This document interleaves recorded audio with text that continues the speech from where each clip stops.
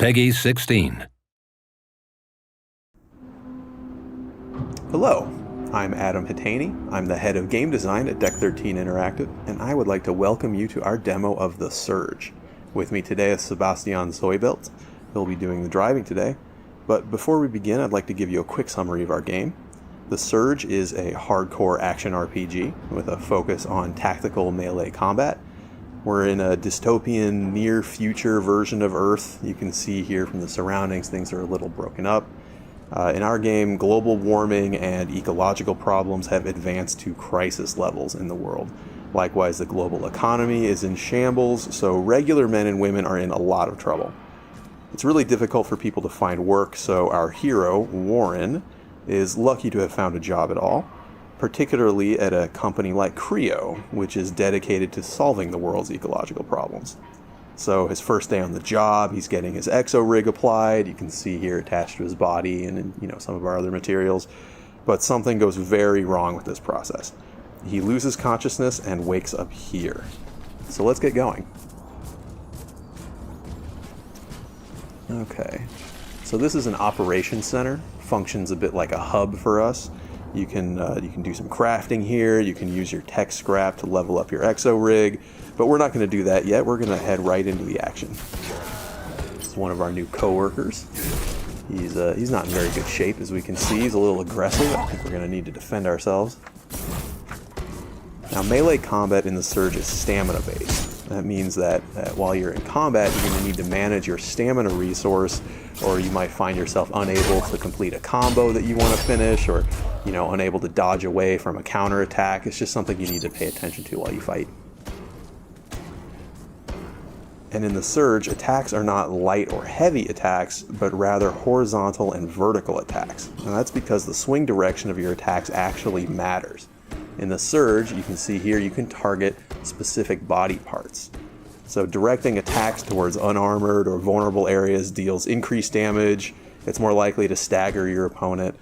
So it really pays to observe your enemies, pick out their weak points when you're going in for the kill there. Another thing that we really like to emphasize is that it's really good and beneficial for you to scan your environment, to look around for enemies and loot. Exploration is really important to us. So looking around, we see this guy in the dark banging his head. Now, he's different from the other enemies we fought so far in that he has a helmet, which is something that maybe we want to take home with us, make it ours. So that brings me to the other aspect of body part targeting, which is that if you target a body part and deal enough damage, you will then be able to use combat energy, like this, to execute a finishing sequence. It's mean. So you chop off that body part and you loot it, and then we can take that back to the operations center where we can use our new blueprint to craft that helmet for our very own selves.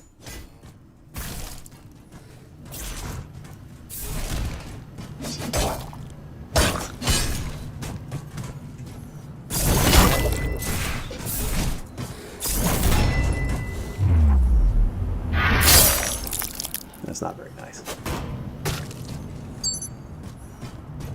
So moving further into the area here, you can see that we don't have just humanoid enemies. We also have a variety of robotic enemies. Many of these will also have limbs that can be chopped off. This could give you various rewards, new implants, new weapons, things like that. But these disassembly drones are more simple. They don't have different body parts. They're just trying to chop you up. But we're not going to let them do that.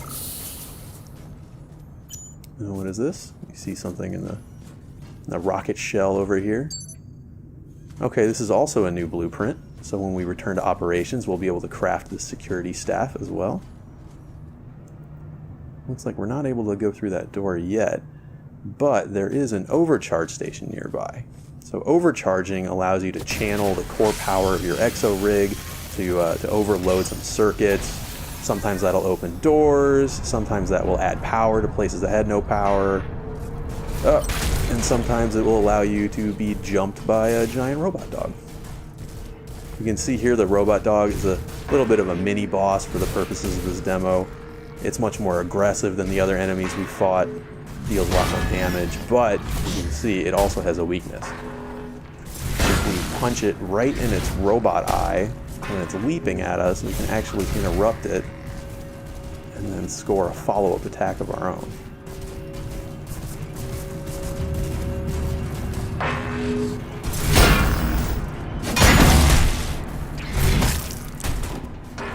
Be careful. Alright. Now that we have him taken care of, we can explore the warehouse a little bit more. Oh, maybe he'll be friends. No, I guess not. I guess he doesn't want to be friends. Something that's really important to us is that all of our enemies have purpose in the world. You can see that these guys, they have a heavier rig, they have these forklift weapons. You know, they really fit in the area that they're found. They're kind of like these mover, loader employees, but the way they yell and attack you shows that there's something still a bit wrong with them. So up here is an exolift. Why don't we try that out? Or we will not. We will deal with our friend here, and then we will use the exolift. Our two friends.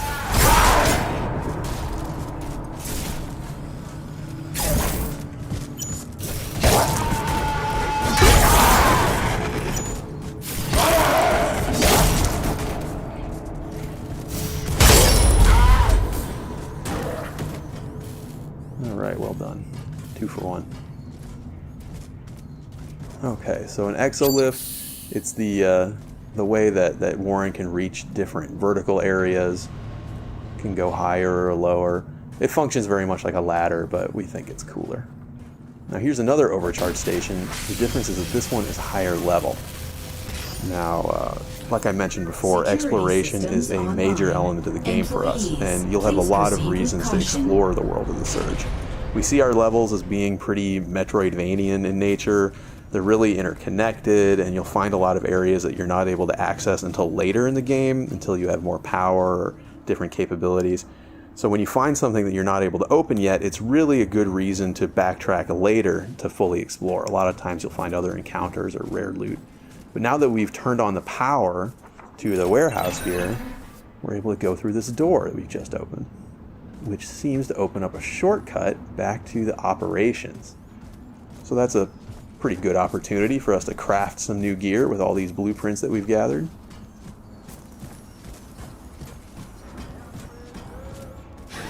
This is not a scheduled break time. I think it is a scheduled break time, thank you.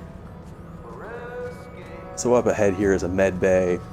This is what allows you to use your tech scrap to power up your exo rig. It heals you, of course. And then here we have a crafting station, so let's use that.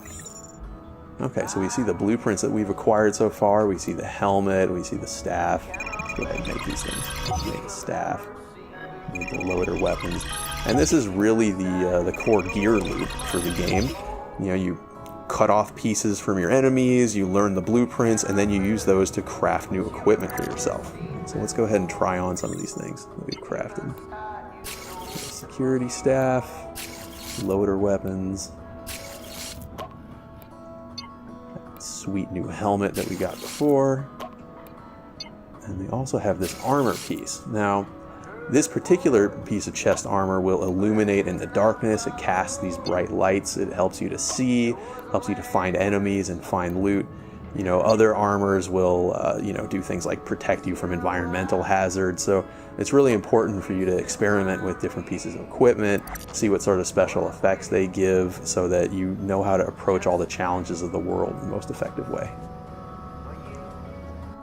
So like I said, we can use tech scrap at the med bay to level up our core power. Looks like right now, yeah, we don't have enough to get a full level up yet, but that's okay because now we've banked that tech scrap so we don't lose it when we die. And then we also have the implants, which I mentioned before. So implants can have passive benefits. They can also be active injectables like Sebastian has been using to recover his health when he's low.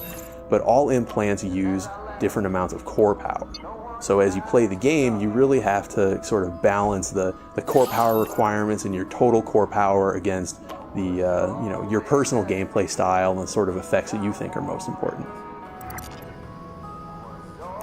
All right, so why don't we head out and try some of these new toys that we've made? Be careful out there. Okay, so this is the way we like to do cutscenes in the Surge. We don't like to take control of your camera, you know, we make the cutscenes all part of the world. What that means is that whether you watch them or not, they're always just going to occur around you, and whether you pay attention or not, it's really up to you. Sometimes we'll offer a context camera so you can have a more cinematic view, but it's never required. It's always your choice. And all of our different weapons, they have different move sets, different feels altogether, different finishing sequences. Pretty brutal. So as you get new weapons in the Surge, you'll really want to test them out, see which one feels the best to you, which one is most effective in your own hands. It's really your choice.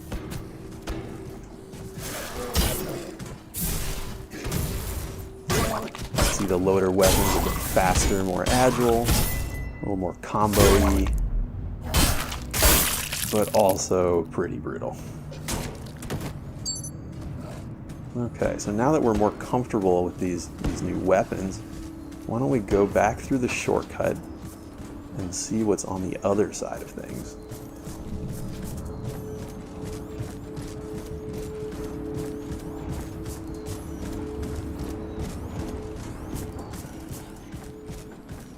This is super dangerous. Reboot in progress. Okay, yeah, so I was talking before about the context camera. This is what lets you have a more cinematic view as this angry boss robot gets up out of the rubble. You can watch it if you want. You can also prepare for the boss fight. That's totally fine. You can see he wanted to shoot you with the railgun. Fortunately for him, it is malfunctioned, so he's going to have to use a little bit more of a personal touch.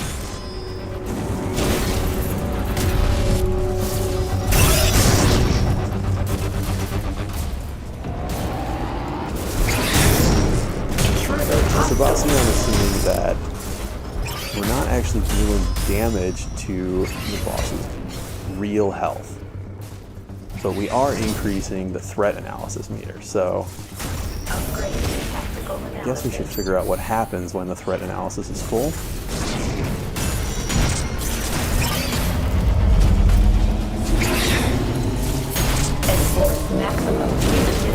Punitive measures, huh? Rehabilitation implemented.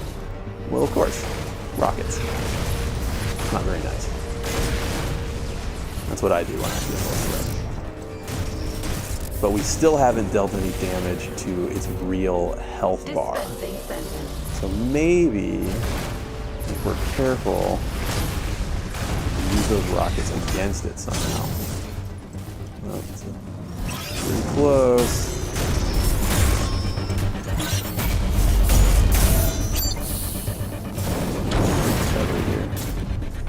Rehabilitation implemented. Okay, there we go. So now we force it to be hit by its own rockets. We're able to target its armor piece, knock it off, and then give it a good solid punch right in its robot brain, which has dealt some real damage. Now let's see if we can repeat this process from victory. Now, one thing to note is that you know, this is one way to defeat the boss, but it's certainly not the only way to defeat the boss. And this easier method does not allow you to receive the most powerful loot. So if you want the best things off the bosses, then you know what, to fight them fair. Show honor. Not really. It's not really a game about honor.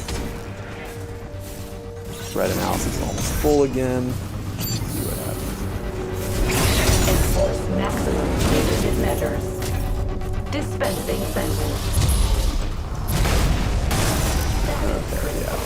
Reboot initiated. Down. Let's see if we can get at its other armor piece. Okay. Very nice. Boss defeated. Well done. So that's the Surge. Scheduled for release in 2017 on next-gen consoles and PC. Once again, I'm Adam Hatani for Deck 13 Interactive. Thanks for watching.